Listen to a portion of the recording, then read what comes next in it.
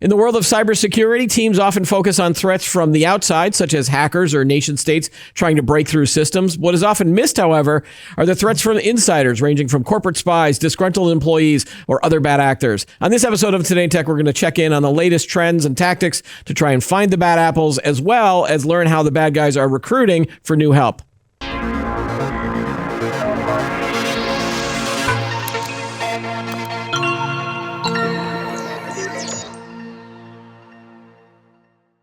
Hi, everybody. Welcome to Today in Tech. I'm Keith Shaw. Joining me on the show today is Ryan LaSalle. He is the CEO of Nisos. Welcome to the show, Ryan. Hey, Keith. Great to be here. All right. So you're one of those cybersecurity people. You're probably like really paranoid all the time. Is that the case, or are you able to sleep at night?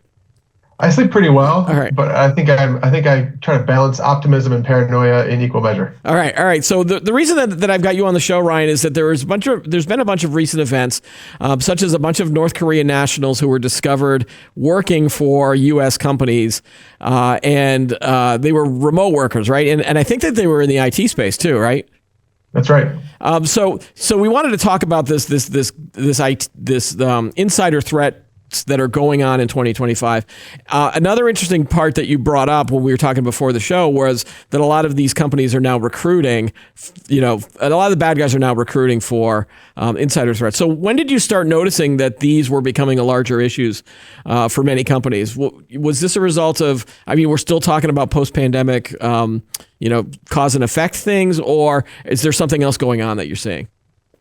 I think my entire career in cybersecurity, for over almost 20 years, insider threat has been one of the key things that companies need to manage. But they've definitely evolved quite a bit. I've seen a full cycle of insider threats, from the high visibility national security issues you see, the FBI talks about, the intelligence community talks about, the leakers, the double agents, and kind of all of those things, to disgruntled workers who might lay a trap inside a company getting ready for the day they might get fired. Yeah. To external hackers who steal credentials and suddenly look like insiders, and then the security team's chasing them through trying to figure out, is it the real employee or is it somebody who's co-opted who they are?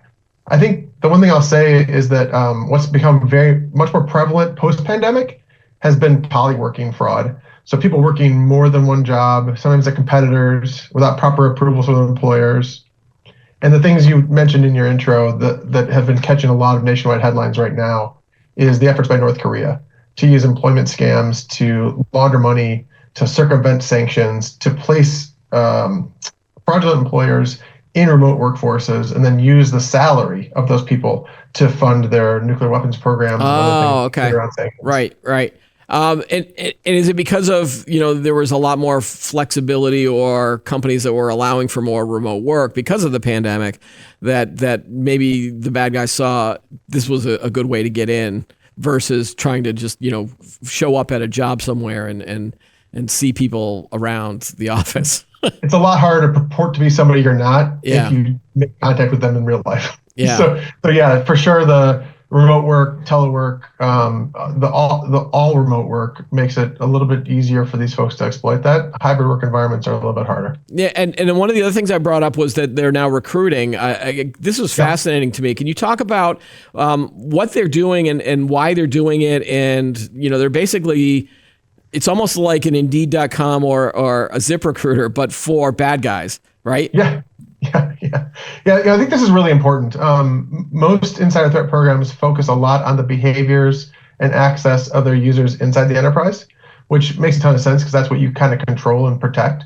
But we're seeing a lot of early signs of insiders when they're first being recruited, or even when they're first offering their access. It might be for their financial gain. And these things are happening kind of out in closed groups or in fringe social media. But just in the last quarter, we saw several companies being targeted by recruiters looking to enlist the help of insiders. They're asking for people who have access, who want to provide their credentials. They're asking for people who want to act on behalf of an attacker inside. Like maybe they want to have them install software or have them steal data or steal access. In some cases, these groups are advertising whole rings of coordinated insiders, and they're looking to recruit more people to their cause. So I think I love the way you say it. It's like a matchmaker service. It's like a dating service for attackers and and willing insiders. And are they doing this pretty much out in the open? Like they're not trying to hide it between they're not trying to lie about what their intention is, right? Or it's not happening on like public social media. They're not on X advertising this stuff. They are in places. They're in forums that are a little bit harder to get to. You need to look. You need to know where to look. You need to know where to go. But there's absolutely they're not being coy. They're naming the companies they're looking for. So yeah, if I was looking to bring down the company here from the inside, I wouldn't be able to just kind of go out and look on Facebook. I would have to actually dig a little bit for. Now, obviously, this company is not like some of the big companies. Well, like what are the ones that they're targeting? Amazon, I think, is one of them, right? Yeah, that was one of those we wrote about was Amazon. Yeah. We've also seen a lot of chargeback fraud and other payment fraud for a lot of retailers. I mean, for sure, anybody who has core systems, critically important infrastructure, that people are looking for access inside there. I think that telecoms are another, cloud providers are one, but managed service providers and others are all sort of in those wheelhouses. And they're offering bonuses and big incentives here to do this, that's good. That's a good question. I think some of the it is monetary, and they are looking to pay these folks, and the people who are looking to provide access are looking to get paid. It is less than you would think. I don't think people are retiring to the beach from their broker and their access. It is just a supplemental source of income for them. Yeah. Do you get to talk to anybody that does the insider stuff? Like, do you get to ask them, or is your goal really just to kind of stop it? And so I'm wondering just. No, that's a great question. Yeah. So some of our teams, our team are open source investigators and they're intelligence professionals, and so in order to do that job, they have to understand the motivations of everybody in the ecosystem. So we do under different personas engage with those different actors. I don't personally, but right. my team, who has much better tradecraft than I do spend time talking to those folks to understand more about their motivations and their goals. Right. And obviously with insider threats, you hear about the disgruntled employees, and it's usually either during a layoff or a firing or, maybe prepping for one. I think I heard a story, there was some news about an IT person who got jail time because he had sabotaged the system after being laid off, and he actually got jail time. I've seen videos on Instagram where someone cuts the cable and then duct tapes over it and then plugs it back in so that they don't know exactly where the problem might be. Are you seeing more and more of that, or is that just a thing that makes headlines? That it's always been, I think that is noteworthy. I think it's noteworthy, but I mean, I think insiders have a lot of different motivations. Certainly, the disgruntlement is one, and it's been a pretty big one. But I think there's a couple different main ones. I think financial duress is one. When people are in distress, they make the wrong decisions oftentimes. Another one is when they're disengaged from their community. So sometimes after a reorganization, people are isolated. They're no longer with their mentors, they're no longer with their peers and their friends, and they feel like they're on an island.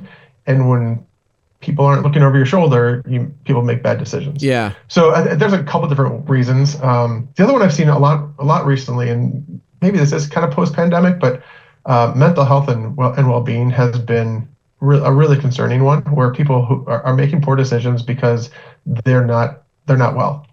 And I think that we've seen a big shift in corporate cultures over the last several years, where they went from places where we were nervous about making sure you give each other grace and put on your own oxygen mask before helping others, like this whole notion of like being well, to now going back to sort of a hardcore culture. And you hear it like every day, like if you're not in, you're out. And I think that's disingenuous for taking care of people to help make sure that they're taking care of the company. Right. And again, I'm not going to try to blame the company for doing this, but obviously it doesn't help if you start having I don't want to say careless, but if you care less about your employees than maybe you did before. I mean, obviously I think with the pandemic there was a lot of concern for mental health, but now that we're out of it, maybe that could cause a rise of, and I'm going to use a really word, I'm going to create a word, disgruntledness is going to be like, is that going to be on the rise? And then, what are the signs that companies should look for that might push someone over the edge, I guess? Yeah, I think it's, I think all different companies with different cultures have different profiles they're looking for in making sure that they're finding at-risk people. I think the mental health is one, social isolation is another. You see it in performance trail off. You see it in changes in behaviors and demeanor. I think that those are the things that companies have to look for. The only way to look for those things is to have great relationships between management and staff. Like if you don't have those, you're not going to see it. It's also the main control for when you've got North Koreans working in your department as fraudulent employees. If you don't actually have meaningful relationships between reporting structures, then you don't catch those cues. You don't catch the real people. Right. I think that financial duress one is also actually, it's not just financial duress. We have seen also people who have family duress. So the Thousand Talents program is targeting Chinese nationals working in strategically important industries in the U.S. And that's a thing where you've got a great employee, someone who's really talented, who's doing hard work, but then all of a sudden the CCP is putting leverage on their family back in China. What is your choice? Right. What are you going to do, and how do you make sure that you are, how do you stay a good person and a good employee when that kind of stuff is happening to you? Right. And how do companies look out for that as well without becoming xenophobic? Right. I think those kinds of challenges are why this space of insider threat is so complicated. Yeah. Yeah, and when we were talking before the show, you were also talking about there's a difference between malicious and non-malicious insider threats. Can you expand on that a little bit about, especially when it comes to identifying them? Because again, maybe if my performance goes down, I might be just dealing with something at home. I'm not going to kind of cross that edge. Like what can employers learn so that it's one versus another, and they start spying on me to see if I'm actually going to carry through on a malicious threat, but where it's just I'm just sad about something that's going on in my personal life. Yeah, I think the difference between a malicious insider threat and I'll say accidental insider threat is really intent. Okay. Like, are you trying to do harm, or are you just making mistakes? And I think when you look at a lot of the ways that incidental insiders are managed, it's security awareness and training programs. It's trying to build better security behaviors. It's helping make sure you're not clicking that link or sending that huge file full of customer data via email to the wrong recipient. It's trying to put controls in place that make it easy to do the right thing and hard to do the wrong thing. Yeah. You're not going to train away your malicious insiders. They're looking for ways to subvert those controls. For both malicious and non-malicious insiders, you have to really look hard at your enterprise data to see the behaviors and detect when the controls and the training are failing or being subverted. Mm-hmm, mm-hmm. So the detection is the same for whatever, but you need to make it easier for the non-malicious users not to make mistakes. Should all companies assume that they potentially have insiders working for them? Or, I'm thinking about a company that'd be like, oh, we don't have to worry about this stuff because all of our employees are happy. Not that I'm going to say, well, like, we're one big happy family, because that's always the cliche of not being true. But, should companies, do you think that companies are naive sometimes about their potential for having these insiders at their companies? 100%. Yeah. 100% companies are naive about it. I don't think every company has a malicious insider active inside their environment at all times. Okay. But like the old adage of there are only two different kinds of companies: those who have been breached and those who don't know it yet. It is similar to that with insiders. Whether they're malicious or non-malicious, there are insider risks all the time to exposing data, exposing reputational harm to businesses. And I think what organizations often struggle with is that cultural shift to say, you know what, we do trust our employees, but we need to verify that what they're doing comports with what we expect. Right. And that our controls are working, and that, it's not just, by the way, it's not just for cyber risk. The same things create criminal behavior for collusion between traders and analysts and banks. The same things create workplace harassment issues for companies. These are not different. They are just looking at this through a cyber lens versus something else. Yeah. So for, you've got the naivete on the one side, but then on the other side, a company can go too far to the other extreme, and then all of a sudden they're spying on their employees like every second and every moment. How does a company strike that balance between kind of telling them like, hey, we trust you, but we don't trust you. Or, like, we trust you, but we're not going to spy on you 24/7, but be aware that we do have systems in place to prevent insider threats, I guess. I think that's right. I think in regulated organizations, people presume that a lot of their communication is monitored because it has to be by law.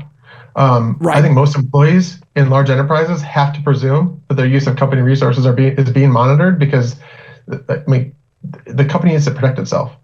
Now, that's very different. I think, whether or not my company is monitoring my use of Gmail on my personal phone is probably expected they are not doing that. But whether or not they're monitoring my usage of Teams in the corporate environment and what I'm saying to whom, and whether I'm comporting myself in compliance with the standards and values of the company, that they probably should be. Yeah. And again, by the same token, I understand it because I've covered this space for a long, long time. But I think an average employee might not realize that things that they're typing on in email or in Slack, again, owned by the company or whatever is run by the company, can be used to help monitor, situations on things that might become an insider threat. But again, some of the methods that you guys use, you also scan outside social media posts and things like that to see if someone's got the potential as well. And that always felt weird to me too. But like, should companies start to do that as well? Like, just kind of monitor any public posts to see if if you've secretly hired, someone that you don't want. Yeah. Let me start with the first piece you're leaning into. So I think culturally, that point about how do you stick to your core values? How are you culturally sensitive without feeling creepy about your employees feeling creepy that you're monitoring them? Right. I think the first thing is you sort of have to lead with a sense of trust.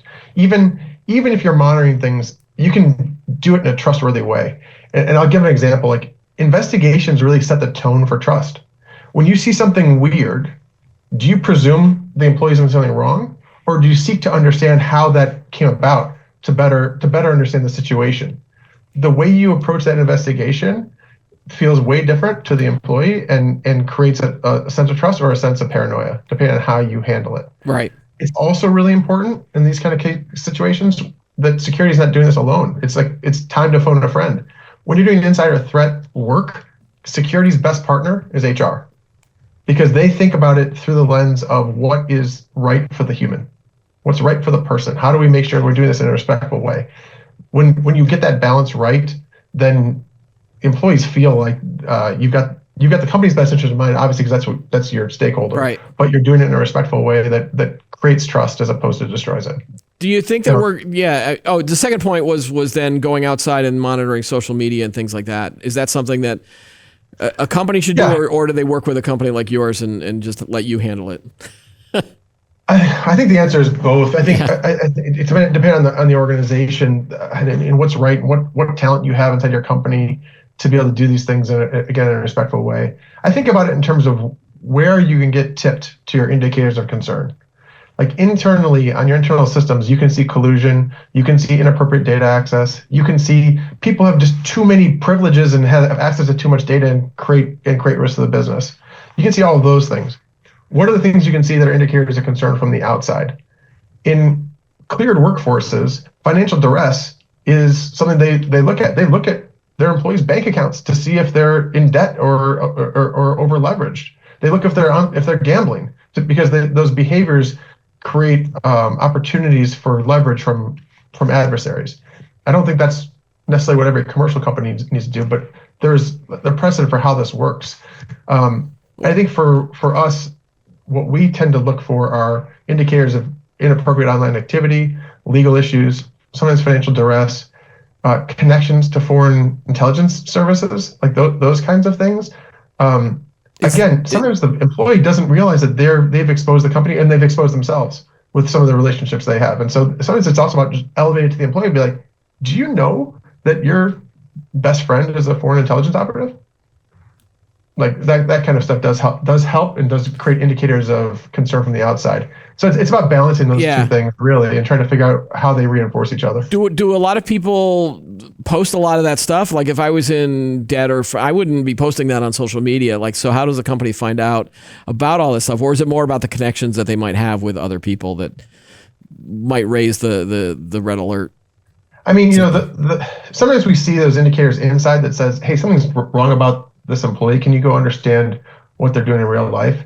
And when we go look, we find criminal wrongdoing. We find people engaged in espionage, money laundering, people brokering malware sales in closed forums, things that they shouldn't be doing. And they're not doing it with their corporate resources. They're doing it in their personal life.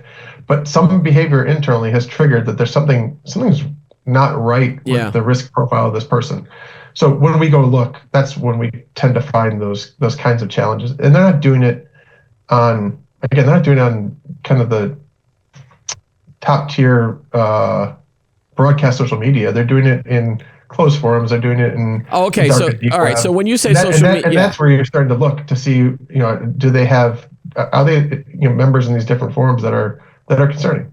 Right. So obviously, when you're monitoring what I call social media, I'm thinking of the public platforms. But you're talking about maybe dark web forums or stuff where fringe social media. I think the top 8 platforms are not the ones where. I mean, there's a lot of bad stuff going on there. I mean, and they're working really hard to keep down illicit drug trade and child abuse materials and things like that. Mm-hmm. Like that, they're working really hard. And if your employees are doing things in those forums that way, you might want to know that too. Right. And again, the bad guys are using those locations for potential recruiting opportunities too, right? So it's always it's always like a good guy, bad guy battle that's going on out there. That's right. Yeah. That's right. And you're trying to constantly seek any kind of advantage you can to defend your business. Yeah. You want to catch these things before they blow up in your face and create problems for the business. Is this the role of usually a chief security officer or a CISO or someone on someone else on the IT team? Yeah, I think it tends to live inside information security or corporate security, depending on the business, whoever owns that kind of risk.